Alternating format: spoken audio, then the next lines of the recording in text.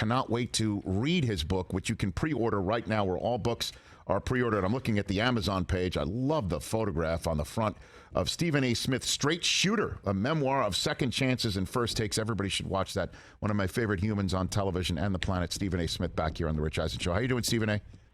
My brother, how are you, Rich? How's everything going, man? Great to chat with you. Congrats in advance of the book. I can't wait to read it. Can't wait. Yeah, man, it's crazy. Simon and Schuster called me the other day, Friday actually, and they told me that in Barnes and Nobles, I'm number 15 in the world. Love it. On pre-sales, and I haven't even. Book's not even on shelf yet, so I've been very blessed and fortunate. Thank you. Mad Dog doing the book on tape version for you, Stephen A? You going to get him? No, I'm not going to let Doggy do it. No, I'm going to do it myself. Okay, good. He's crazy, though. I love working with him. Yeah, you can't have somebody whose English is a second language read your book like that, Stephen. You can't do that. No. And who never gets names right, by the way. Forgets every name on the planet. Forgets the correct pronunciation for every word, every name on the planet. It's hilarious. Oh, you guys are fun watching. Of course, I love it when you and Irv do battle. How upset will Michael Irvin be when the season ends, do you think? Or like on a... He'll be as miserable as he always does. I will give him a lot of credit for his intestinal resolve. Somehow, some way, no matter the consistent amount of years of ineptitude, the perpetual state of affairs that involves the Dallas Cowboys, somehow, some way, he's their number one cheerleader, their number one pom-pom waver. The minute they lose and they go home, give him about an hour or two, and he'll say, we're gonna win the Super Bowl next year. That's what he does. They probably get it from him, but in the end, there's no hope. We all know what's gonna happen to the Cowboys ahead of time, and you'll be chronicling it throughout each Sunday on Sunday mornings, and I'll be watching because I'll be listening and looking for the nonsensical drivel that he's going to put forth out there over the national airwaves, and I'll be chronicling it all just to hold against him. I already got him on one thing. I don't know if you missed it. I don't know if you saw this. August 15th, my first day back. Yes. Michael Irvin sat up there and compared these upcoming Dallas Cowboys to the 1972 Miami Dolphins. Oh, man, I missed that. Who were undefeated. He's on the record talking about if they're healthy, you watch. They might not lose a game. Those were his words. I have it on tape. Maybe he just got confused that he was on the water and he thought he was in South Florida, Stephen A. That could have been it. I don't give a damn what kind of confusion he was going through. I'm not going to credit him with that. I'm going to hold it against him all year long because we all know they're going to lose a few games. Oh, my He's going to be wrong several times. Well, I mean, and I know the Cowboys are popular and for many reasons, but, I mean, when you just take a look at it and their top wide receiver could be just the only wide receiver who's caught a pass of significance in their room while Michael Gallup is hurt. And you got a 40-year-old that you just signed that might be protecting your quarterback and helping your run game. That just in itself would discount a team. But I think this is the Eagles' division, Stephen A. I really do. So, well, obviously I think so as well. Their offensive line is top-notch. The acquisition of A.J. Brown to go along with Devontae Smith and Reagan, those boys, the running attack with Miles Simon and the crew. Their offensive line is clearly the best in football right now. The question mark is Jalen Hurts. But at the very least, he's a playmaker who can run with the football, extend plays, and make things happen with his feet, if not his arm. Not to mention the fact that the defense is respectable. And then you take into account the default status of the rest of the NFC least. The Giants, you got a new coach in Dable who I believe in, but Daniel Jones is a question mark. I don't even like the name of the Commodores, the Commandeers, rather, let alone the team, okay? And then on top of it all, you got the Dallas Cowboys. You're without the injured Michael Gallup. Amari Cooper's gone. Cedric Wilson is gone. Ezekiel Elliott has dissipated to some degree. Your offensive line's got injuries. I mean, it's all suspect right now. So I just think that it's the Eagles division by default alone. and I'm very happy about it. So are you saying it won't be easy like Sunday morning for the Commodores this Sunday? Is what you're saying, Stephen? Well, I think it is going to be easy. It is going to be easy like Sunday morning. And I'm a Lionel Richie fan, so that's not hard for me to say. Stephen A. Smith here on the Rich Eisen Show. Who is your Super Bowl?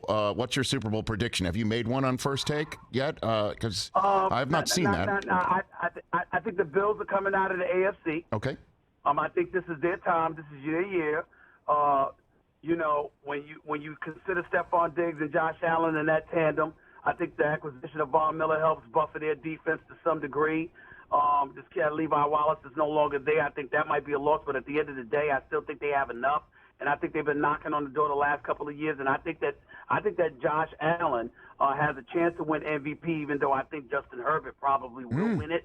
That's just where I'm leaning towards with it. But I think Buffalo as a team is a team to beat out of the AFC.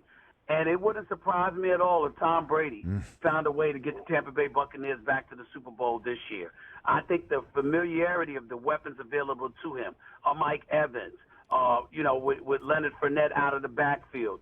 The offensive line is a question mark. I get that. But I think that Julio Jones is going to be a plus as another wideout.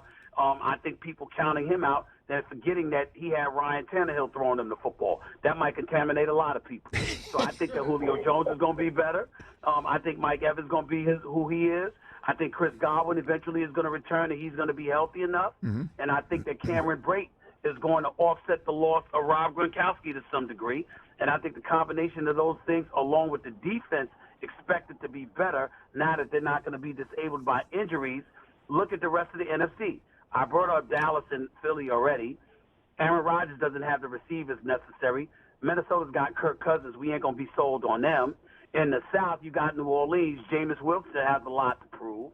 And in the West, you got Trey Lance as a quarterback for the San Francisco 49ers. Unless porn star Jimmy Garoppolo comes in and he returns to action. And Russell Wilson is going from Seattle. And Kyler Murray's got clauses in his contract asking him to be in the film room at least 4 hours a week. So I think all of those things taken into consideration bodes very, very well for Tom Brady. Well, wouldn't you think if the Rams were named the Patriots, we'd be all over the Rams with Bobby Wagner and Allen Robinson and improving their team? I agree with that, but I think the loss of Von Miller hurts them. I think OBJ and Robert Woods being out hurts them. Even though I think Allen Robinson, I think that this is a guy that can be a stud again. We can't hold against them that Matt Nagy and Ryan Pierce was running the Chicago Bears. He still found a way to perform up until last year. I think that Allen Robinson is a big plus, and I don't mind anybody that puts the Rams as the favorites. But I think now that you got the ring and you're the Super Bowl champions, although some would say that takes the pressure off of you, I still think that enables Tom Brady and the crew to keep coming. Right now, I would give Tampa Bay the edge. I get to start the season. Yeah. You go with the Rams, but Matthew Stafford's elbow situation is questionable, and that's what has me suspect on them too. All right, and so the last follow-up on what you just said, Stephen A. Smith, is Herbert winning the MVP or having a chance to do it. So you take the Chargers in that deep end of the NFL pool out west in the AFC? You like the Chargers to win that division? I'm picking them to win the West. I think that as much of a stud as Patrick Mahomes is and Travis Kelce are, I think that Tyreek Hill is a tremendous loss. I don't think you just offset that. We got to make sure that Juju Smith-Schuster ain't on TikTok. We got to make sure of that. We look at McCole Hardman. Let's see what he does. In the case of the Denver Broncos, you got Cortland Sutton and Jerry Jeudy and those guys. But especially Jeudy, he's got something to prove. Russell Wilson being there is an upgrade. They've got a quarterback now for the first time since Peyton Manning left. But I still think that when you look at the West, of course, we can't ignore the Raiders with Josh McDaniels, Derek Carr, Devontae Adams. But I got to see it to believe it because it ain't Aaron Rodgers throwing Devontae Adams the football now. It's Derek Carr. And there's still some questions with the Raiders, particularly on the offensive line. I take all of those things into consideration. I look at what the Chargers have done to improve themselves on both sides of the football with the stud that is Justin Herbert, who just finished throwing for 5,000 yards, with two, not one, but two $20 million a year receivers in Williams and Allen. I'm just of the mindset that this is the Chargers' year to win that division and to make a deep run into the playoffs, and that's just where I'm at with it. First Take host, new podcast, No Mercy, with Stephen A. Smith, and his new book that's coming out Straight Shooter, where all books can be pre-ordered right now. It's coming out in January. A few more minutes left with Stephen A. here on the Rich Eisen Show. I would be remiss if I did not ask you, because we have not spoken since Kevin Durant rescinded his trade demand and returned to the Brooklyn Nets. And the team on paper looks great. But how do you think this all works with Kyrie opting in and then Durant opting out and then saying he wants out and then some... I don't know how they put the genie back in the bottle, but they did. How do you think this all works with the Nets, Stephen A.? I think the Nets could easily be the team in the Eastern Conference representing the Eastern NBA Finals. First of all, I want to applaud the Brooklyn Nets for finally doing something right as an organization. They held steady with their position on Kyrie Irvin at the beginning of the season and then reneged and looked like absolute fools in doing so. They handed the franchise over to two superstars in Kevin Durant and Kyrie Irvin, and that ended up being a disaster. All they've had in 3 years is one playoff series win to show for it, which is why they need to be applauded for standing their ground. Kevin Durant didn't need to go anywhere, and I was glad they kept his ass right where they did, because you signed a 4-year, $198 million extension, and before you honored one day of it, you talking about you wanting to be traded? Hell no.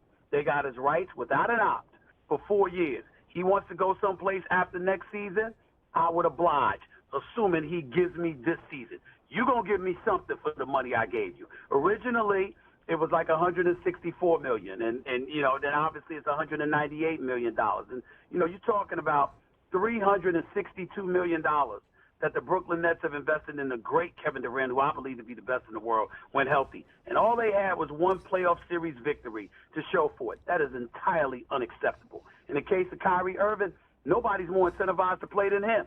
He was expecting a $212 million extension. They told him to opt in with the 1 year, $36.9 million.